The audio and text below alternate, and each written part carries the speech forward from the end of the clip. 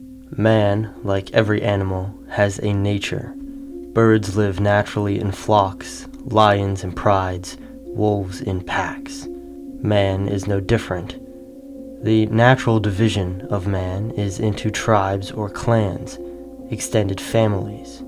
Throughout all of recorded history, from Europe to Asia, Africa, and the Americas, from the Goths, Mongols, and Iroquois to the medieval houses of Europe and the nation-states of the 19th century, man has always lived in tribes and clans of extended family and kinsmen. And today, in the West, where the tribe has supposedly been overcome and replaced with a civic identity, we continually fall back into tribal identification by race, religion, political ideology, etc., and devote a majority of our attention and time in politics and culture to the various conflicts between these tribal factions.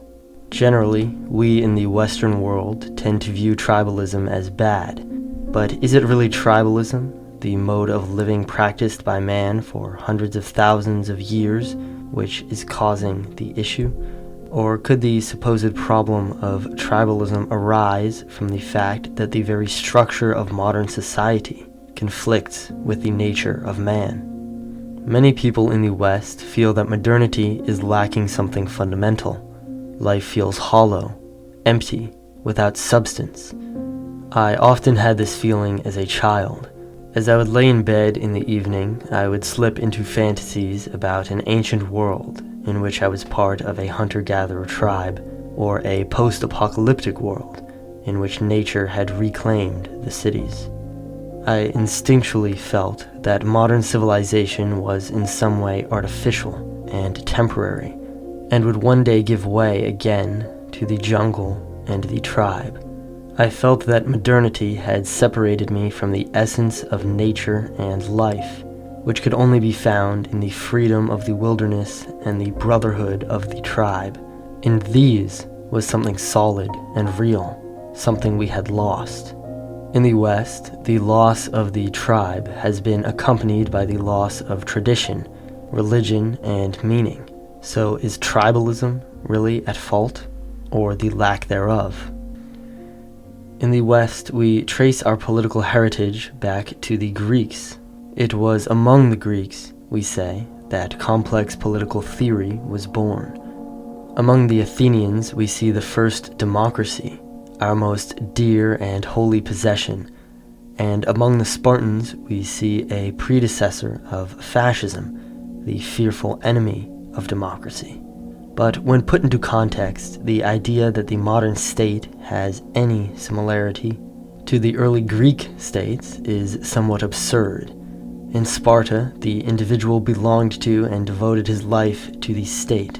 Men were required to devote a majority of their life to military service, women to birthing strong sons. Does this not sound authoritarian, fascistic even? But what do we mean by this word state when we speak about the Spartans? The Spartans are estimated to have been only 10,000 at the height of their population, and as few as 3,000 during their decline. To put that into perspective, Harvard has a student population of 30,000, while the University of Florida has 50,000 students. The Spartans were not a state, they were a tribe. We call them a state because they had laws, customs, kings, and a slave population of as many as 30,000 who they ruled over. But compared to the modern state, the Spartans were nothing more than a small, settled tribe. In ancient Athens, the population may have been 300, even 500,000, including women, foreigners, and slaves, but only the estimated 30,000 native Athenian men had the right to vote in their democracy, far from what we would consider a democratic state. The modern idea of the state, as we trace its origin, was born out of the laws and customs of the various Greek tribes, not out of abstract political ideology or expansive empires. The Romans also began as a tribe, but as they expanded and conquered, bringing in slaves, immigrants, and absorbing entire territories, regions, and peoples, the Romans were no longer a tribe. They became an empire. They became Rome rather than the Romans. And their political structure followed suit. After the death of Caesar, the Roman Republic became an empire, no longer concerned with the will of the Roman people, but rather with the governance and direction of a vast imperium. Naturally, this means that the identity of Rome as a tribe began to break down, and retribalization began to occur within the vast territory which was Rome. This is precisely what is happening in the Western world today. Like Rome, we are almost certainly headed towards a wholesale collapse of the Western Empire, which results in a breakdown into various warring tribal factions. Of course, this is not inevitable, but when compared with the trajectory of the Roman Empire, this seems highly likely. So, what are we to do? There is one people who survived the collapse of Rome: the Jews. By the time that the Romans had conquered them, the Israelites had a settled kingdom and a strong identity. They had made the transition from a nomadic tribe to a settled tribe with laws and customs, just as the Spartans had. But two major obstacles were presented to their success as a people. Firstly, the Romans conquered them and destroyed their temple, which was the center of their cultural and political power. This would be something similar to a foreign nation coming into America, leveling the White House, and setting up a temple to their gods in its place. Secondly, Christianity presented a universalized Abrahamic identity for both Jews and other foreigners and immigrants in Rome, an identity which dissolved the idea of the Israelites as a tribe.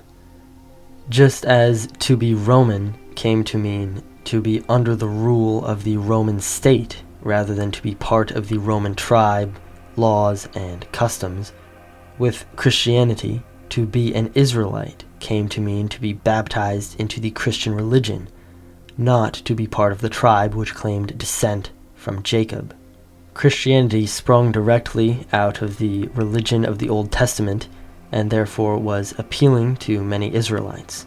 But today, those who became Christians are nowhere to be seen, dissolved into the other Middle Eastern populations, their tribal identity lost. Those who remained committed to tribal identity, however, survived and endured to this day. Of course, there is a slight caveat to this, since Ashkenazi Jews have little to no Middle Eastern DNA, meaning that they are likely not genetically connected with the original Israelites. But regardless, their ability to maintain a cohesive identity as a people across space and time illustrates my point.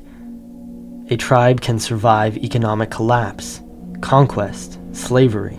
A tribe can move all over the globe, can build civilizations and witness their collapse, and still come out at the other end with their traditions unbroken. All across ancient Europe, from the Vikings and Germanic tribes to the Greeks and Romans, the ancestral traditions and customs which emerged from the synthesis of the Indo-Europeans with the local populations were practiced unbroken for thousands of years. The Germans and the Romans understood themselves as unique and separate peoples, yet they could recognize the traditions and heritage which they shared, even after so many years of separation. But Christianity disrupted this unbroken ancestral tradition.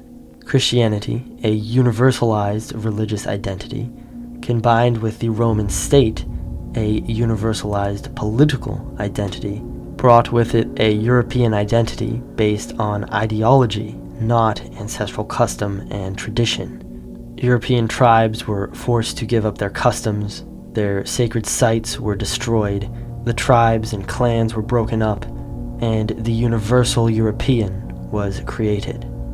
Of course, since tribal identity cannot be eradicated, the ancient tribal identities of Europe endured to some degree. The Nordic peoples of Europe tend to be Protestant, while the Italo-Celtic peoples tend to be Catholic, the Slavs Orthodox, etc. but the thread which tied all Europeans together, and at the same time gave them their separate and unique identities, was cut. Ancestral customs and traditions, unbroken for thousands of years, were replaced with a universal and non-exclusive identity, the good Christian, and later, the moral Democrat. And in true Roman fashion, we have tried to spread these ideologies across the world. First, in the name of Christianity, we colonized and conquered, and now we do the same in the name of liberal democracy. But inevitably, our vast empire is collapsing, and this is in part because it has no solid foundation. What does the West stand for? Is it democracy, as the liberals say? We have no ownership over this form of government, and our states, vast as they are, no longer function as democracies, but as empires or imperial vassal states, which seldom represent or enact the will of the people. Do we then stand for Christianity, as the conservatives say? The West has just as little claim to Christianity as it does to democracy. Christianity began in the Levant, and it is fastest growing in South America and Africa, fastest declining in Europe. Anyone, anywhere, can be a Christian. Anyone, anywhere, can be a Democrat. When a state grows to a certain size, it ceases to be a state and becomes an empire. The type of governance, whether democratic, republican, monarchic, communist, or fascist, matters little. And the same is true for a religion, because both the basis of religion and the state is the tribe. When a state becomes too vast, the populace inevitably breaks down into smaller tribal factions, as is currently happening in America. And when a religion becomes too abstract and inclusive, it breaks down into smaller factions, as happened with Christianity and its multitude of denominations. The great challenge of modernity is that we find ourselves in an ever-changing landscape, which is compounded in the West by the fact that we are in a crumbling, or at least highly unstable, empire.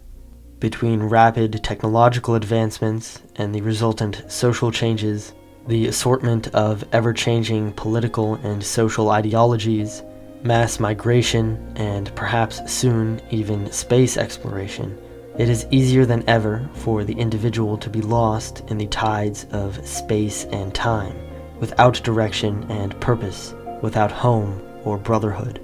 This is why forming new tribal identities is essential in modernity. They are rafts which can easily weather stormy waters, even if our ships are destroyed. Retribalization presents the opportunity for the atomized individual to return to a more natural and fulfilling way of life as part of a clan or tribe. And in the West, it presents us with the opportunity to revive our ancient tribal traditions, which were practiced unbroken for thousands of years and continued unbroken well into the Christianization of Europe and even into modernity. In these traditions, we find the true source of who we are, and from them we can draw the vitality and wisdom which we need to bring about a renaissance of the Western spirit in the coming years. In the West, complex civilization has always brought with it an amnesia and a loss of our traditions and customs, a turn to superstitions and political ideologies, as happened in Greece and Rome. But the barbarian, in all his splendor and ferocity, has always brought with him a rekindling of the flame of tradition. At the edge of the village, in the shadows of the jungle, there crouches a tiger, and in his eyes there is lightning.